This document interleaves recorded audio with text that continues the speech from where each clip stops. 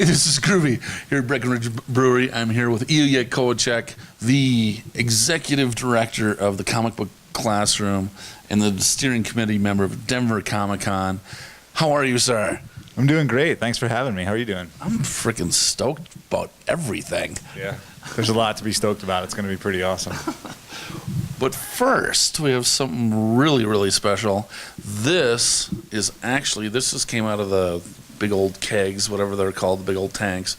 This is the Denver Comic Con brew. That is the brew, yeah. That is the official Buddha's Hand wheat. We haven't picked a name yet, but that's it. We just got it from the brewmaster, and we are about to taste it. Let's do it. I'm going to give you the mic while I pour here, and you can sing show tunes. You can do whatever you want, sir. I'm going to get all up in there like a nice foaming beer commercial. What is that? It was very limited, so we got to go little shots here. Little shots, not big. Is that good? A little bit of taste. Got to save some for everyone else in the room here. All right, are you ready, sir? I am ready. Cheers. Cheers.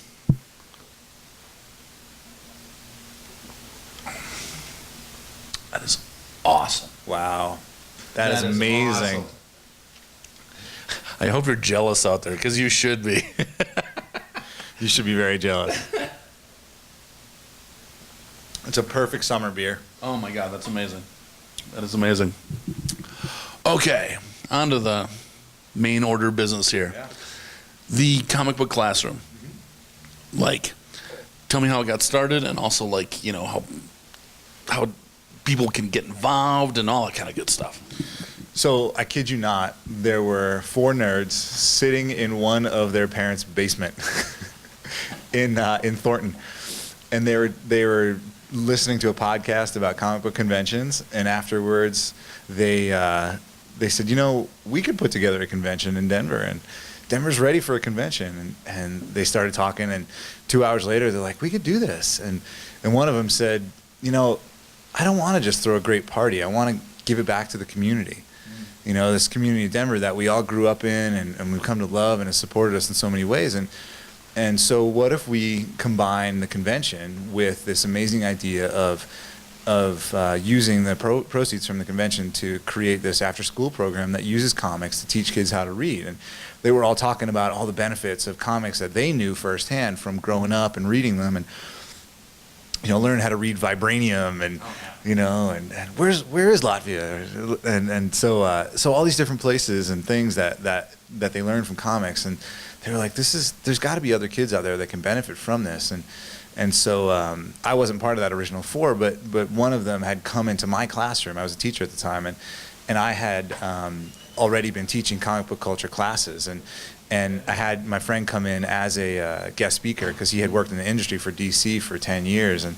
And so he came in with his original art and talked about stories with creators. And he told my middle school students what they needed to do in middle school if they wanted to get a job in the comic book industry. And so he knew that I was really interested in using comics in regular education classes and using it to reach kids who normally didn't care so much about, you know, John Steinbeck or Ernest Hemingway or you know, even more contemporary literature. They were not so into it. They were more connected to popular culture.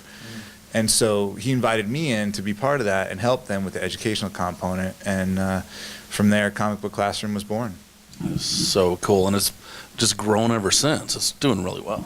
It has. The first year that we did it, which was 2 school years ago, we taught one class at one school down in Denver, and the year after that, we taught 250 kids in classes all the way from Greeley down to Littleton, and then this year we're right at about that 250 mark again. And the amazing thing has been that we haven't really reached out to schools and said, hey, we've got this product that we want to offer. It's just been all word of mouth, and people have said, this is an amazing idea. Can you teach it at our school? And so it's been great. We've had lots of requests for summer programs and after school programs, and art teachers have wanted to teach it, and English teachers, and the other part that's been great has been that some teachers have also said, you know, I want to use this in my regular classroom, not just as an after school program. So I want to augment my regular curriculum and use comics instead of just short story writing. Wow. So how big do you want to make this? How big do you want to get?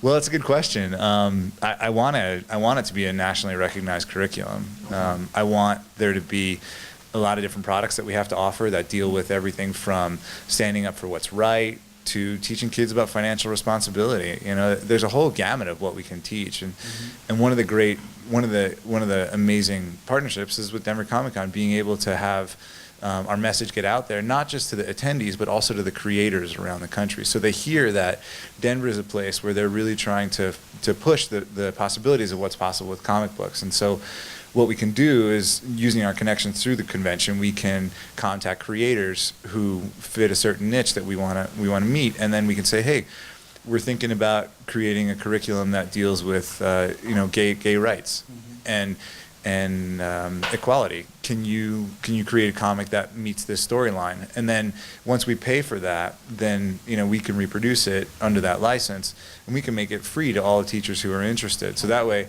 we can make it available through digital download, or we can mail it out to teachers who request that way. So that way, teachers who are much more limited in their classroom budgets, they won't be confined to just the comics that they can get donated or afford to purchase. That way, purchasing the content won't be a barrier to them having the opportunity to present the curriculum to their kids. Sure. Now, what about what about parents and kids? How can they get involved immediately, just locally?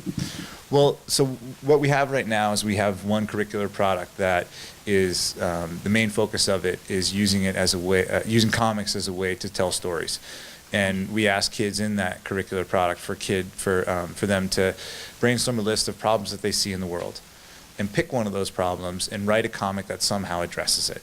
Okay. They don't have to create world peace, but maybe they figure out how to, keep their garden alive, or they figure out how to stop the school bully from being such a drag. Okay. Whatever, and so it really is a wide open possibility for them to tell a story that addresses some kind of problem that they see in their world, and develop a different level of personal awareness. And we ask them to write their own comic, and the curriculum is structured so that there's right now it's about 7 weeks worth of hour-and-a-half lessons, and that can be broken up into lots of different combinations for whatever teachers or after-school programs have in mind. And so the curriculum right now, it's almost finished in terms of a way that we're ready to release it and publish it out to the world, and so it'll be ready by the convention. So if parents or homeschool parents or teachers or educators or librarians or even education students at local colleges want to learn more about it, one thing that we just launched this week, this is our Education Week on Denver Comic Con's website and Facebook page, we launched a promotion where we're giving away 200 free tickets to educators of all stripes. So if you're an ed student, if you're a librarian, if you're a homeschool, whatever, come on out. You get to go to the convention for free on Friday for the first 200 people who apply. And then we'll have educationally oriented panels. We ask, as part of the application and getting the free ticket, that you go to at least one of the educationally oriented panels. And so one of those panels is going to be me, and I'll be there talking to the audience about what the comic book classroom curriculum is and how they can use it. And at the end of that, we'll have copies of the curriculum that we'll distribute out to whoever's interested in getting a copy of it. And I will add that this first curricular product that we have doesn't include the comics that are necessary to teach the unit, but we do have a recommended reading list where teachers and media specialists can go out and purchase comics for that. But our goal is to have all the content that's recommended at a minimum to use with the curriculum available with all of our future curricular sets. Awesome. Now, at the Comic-Con itself, there's going to be something called the Classroom Corral as well. What's going to be going on in there? Let me actually jump back because I forgot one thing about the other one. Sure. So after the convention, before the convention, we're going to do a relaunch on the Comic Book Classroom website. Okay. Right now, it's outdated, and we want to update it so it looks more like the Denver Comic-Con website, and so it's clear to all viewers that the two organizations are linked. And so after the convention, what we'll do is we'll have a products page on the Comic Book Classroom site where people who are out of town or didn't get to come to the convention can download the curriculum and then they can have it to use in their own classrooms. With obviously they'll need to purchase comics in order to make that happen at this point, but so that'll be a resource for people who can't make it to the convention or don't have the time or are at a different panel. Right. So you asked about the corral. So the convention is the whole nonprofit that Comic Book Classroom, and the convention actually lies underneath that Comic Book Classroom umbrella. So right now the convention is much bigger than the classroom, and our hope is that the convention will help to grow the classroom so that we're able to expand our reach and like I said earlier, go national and have this be a nationally recognized organization and resource for teachers. So one of our main focal points of the convention is to let people know that Denver Comic Con is an educationally, family, kid-oriented event. Sure. So when you first walk in through the main doors, one of the first things you're going to see is what's called the Comic Book Classroom Corral. And in the corral, there's going to be all sorts of family and kid-friendly activities. Last year we had Make a Captain America shield. That was one of the favorites, so kids are going to be able to do that. And then we've got a bunch of other awesome activities that kids are going to be able to do. We're going to have a stage with a wall behind it where kids can hang up their artwork for the whole convention. We'll have panels. So like last year we had Greg Guler come and he taught how to draw, and do things like that are really kid-centric and family-centric. And this year what we're going to do is we're going to drastically increase the numbers of kid-friendly artists that we have in the corral. And so we're going to have Jeremy Whitley from Action Labs who wrote Princeless, and we're going to have Katie Cook and some of the talent from the new My Little Pony series, which is like taking over the comics world right now. And so there'll be Andy Runton's going to be there too. It's just going to be wonderful. So we're going to have a really large-scale presence for the Comic Book Classroom at the convention. Family-friendly, kid-friendly area, activities, games, computer animation stations, just all stuff that does celebrate and holds up the benefits of popular culture and lets people know that there's a lot to this and that it is a really valuable source of not just entertainment, but also a powerful force in culture. That's awesome. Now, from the start of this, and last year was a huge success, what was it like when the holy crap moment hit you where you're like, holy crap, this thing is going crazy? Yeah, so it was actually funny. I realized when one night I was reading on my iPad and I put it down and shut the light off and it kept bonging every time I got an email and it was ringing because I was getting ticket sales emails, and this was like 3 weeks away from the convention, and the ticket sales started rolling in, and my wife was like, "You got to shut that thing off because we're not going to be able to sleep." And so I realized at that point, like, all right, it's starting to take off, and it turned into at first we were panicked, all of the planners, we were panicked about breaking even and not losing our shirts, and then what it turned into was panic about making sure that people had a great time.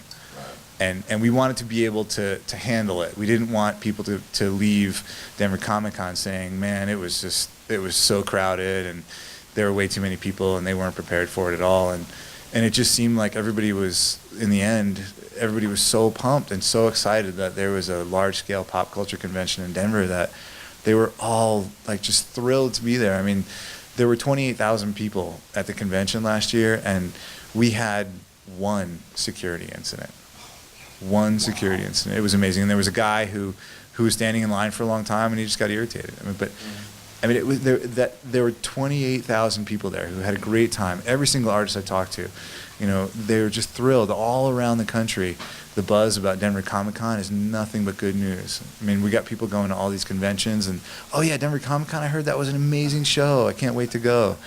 These world-class creators are coming back and they're doing things for us that we're just thrilled about. And we're so excited to bring this level of talent and creativity and culture to Denver. So cool. And congratulations on all that. It's freaking awesome. So, what are you most stoked about for the 2013? Well, I come from an education background. I was a teacher. I was a middle school teacher for 10 years, and before I started working with Comic Book Classrooms. So the thing that I'm most pumped about, there's a couple things. The corral is obviously a big excitement for me because I love seeing kids get engaged and seeing the value in what I love. And so the other part of it is we've been working on a couple different educational initiatives, and one of them, Denver favorite, Legal Pete's. I have to throw out my cred here. I actually worked with Pete. There is an illegal Pete, for those of you who don't know. Is he illegal? He hates being called illegal. So I worked with Pete at his first store in Boulder when I was going to college. So he and I have been working together, and Pete's has decided to sponsor us to bring a bunch of kids to the convention who wouldn't normally be able to come for various reasons. And so what we're going to do is we're going to bring about 100 kids to the convention on Friday, and it's going to be like a whole Friday field trip. And so all kids from different schools, different high schools in Denver, clubs in Greeley and Boulder, and just all over, and bring them to this event and have them experience it as a cultural and an educational event. And so we're going to start them off with like a Con 101 panel where here's what you can expect to see if you've never been to a con before, what you can hear, what is cosplay, and can you touch the video games, and so how do you talk to an artist? And then what we're going to do is we're going to send them out onto the con floor to just soak it all in. We'll give them a scavenger hunt if they want to go talk to artists and creators and writers, and just ask them, when did you first get published, or what do I have to do in order to make sure I get a job, or where do I need to live, things like that. And so they can not just enjoy the experience, but also kind of see it in terms of there is a career possibility in this popular culture. I could be a video game developer. I could write comics. I could just do lettering, And so after that, they'll have a choice to go to a couple different panels that are going to be kid-oriented. And this one panel is going to be awesome. It's going to be a group of kids who have been working on a gang-related study for a month. They're going to come and present their final projects as a panel at Denver Comic Con. Wow. Yeah, so That's really cool. I'll tell you more about that later. But so then afterwards, we're going to try to get them together in groups with kids from various high schools to just get together and talk about a couple different things, and then send them on their way so they can enjoy the rest of the night on the convention floor and just soak it all in. So that's one of the Illegal Pete's experience for those kids is going to be awesome. And then the second part, which I was talking about earlier, was this class. So I've been working with Generation Schools, which is a local nonprofit, and they're working to keep kids in school in Denver, as well as help them see career paths that are geared towards higher levels of income and job security and personal wealth. And so what we're working on now is a class with a ninth grade class to focus on the allure and the consequences of gangs, which is a big problem at West High, which is where this class is going to take place in Denver. And so they're going to focus on, they're going to use a graphic novel called Yummy, which is about a 12-year-old that was killed as a result of gang violence and his involvement in it in Chicago.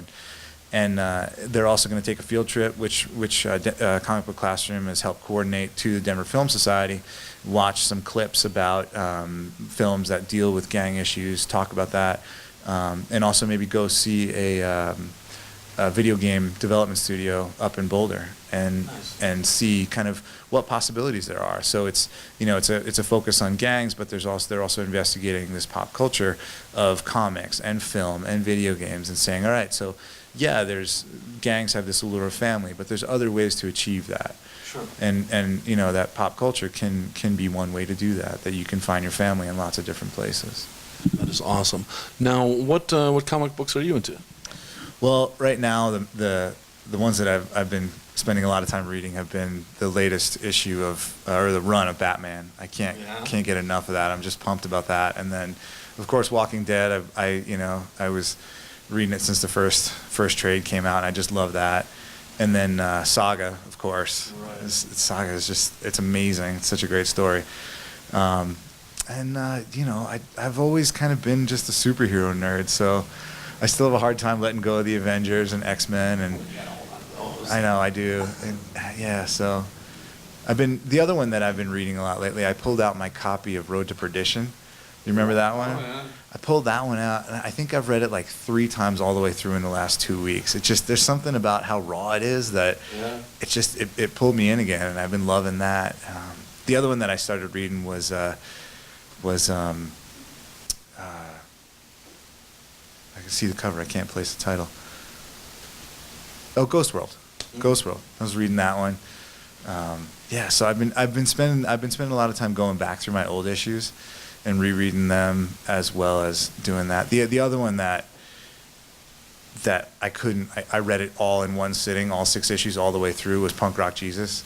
Have you seen that one? Oh, yeah. It's just amazing, and I just really enjoy the cultural metaphors and the different subjects that he tries to tackle in those 6 books. It's a really cool story. Right on, man. Well, thank you so much for your time. Thanks a lot. Cheers. This is Groovy. We're at Breckenridge Brewery. This is Illya Kowalchuk, Executive Director of the Comic Book Classroom and on the steering committee of Denver Comic Con.